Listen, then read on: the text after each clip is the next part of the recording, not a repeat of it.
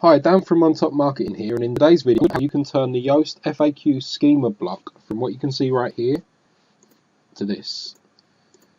Before I jump right in, I must say that it is going to take a tiny bit of sort of coding knowledge, or just your sort of way around PHP files and stuff like that. But you could try and follow along, but just be very careful, obviously.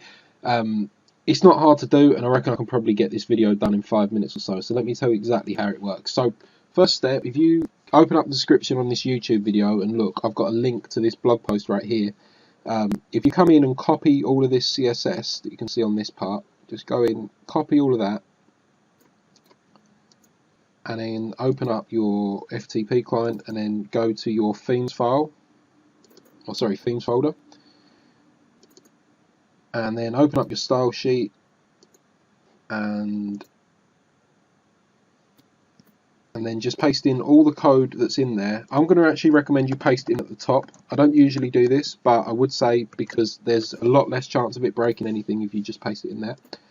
And then the next step is to grab all of this code right here that says add this to your JavaScript file.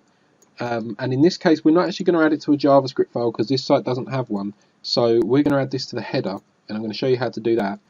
If we come in here, scroll down, and then if we do script like that, and then close the script tag, and then in the middle of that, if we just paste in that code right there and save.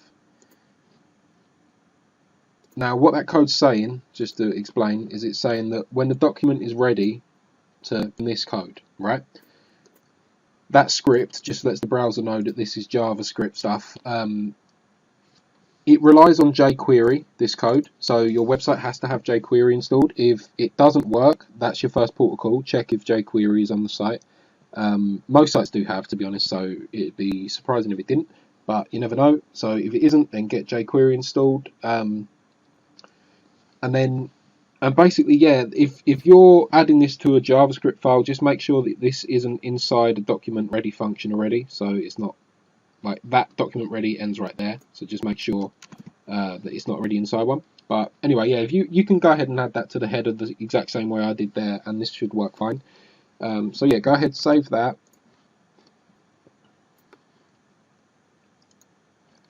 And then the very last thing we need to do, so I just want to show you guys that I've actually taken all the code that does this off of the site now. This is just, I've taken it off and I hadn't refreshed. So now refresh, you see there's nothing here. If we go in now and edit this, we need to add a class basically to the block. And it's really easy to do in Gutenberg. If you just come down to where your FAQ block is, and then click on it, and then click Advanced, you can just paste in there where it says Additional CSS Classes, and then click Update. The reason I've done it this way is so that you can have it still output the FAQs without the accordion if you want. It just gives a little bit more versatility, and then you don't end up in a situation where you don't really want it to act the way it is. It's a conscious decision instead, sort of thing. And then literally as easy as that, it's right there and it's working. So that is all you got to do, guys. That is it. You might want to style it a bit different, obviously, to match the design. That I actually, the styling for this I wrote for a website that's sort of B2B, so completely different to what we're looking at here. This is a gardening website, so I might make it brown or green or something like that. And yeah, I mean, that, again, if you know a little bit about coding, that's easy to do. It's all in this code right here that we copied, this CSS. You would just be changing this border color here, the background color here, the border color right here, and I'm pretty sure that, and then the border color here as well on the bottom one. And that's all you need to do to make this happen.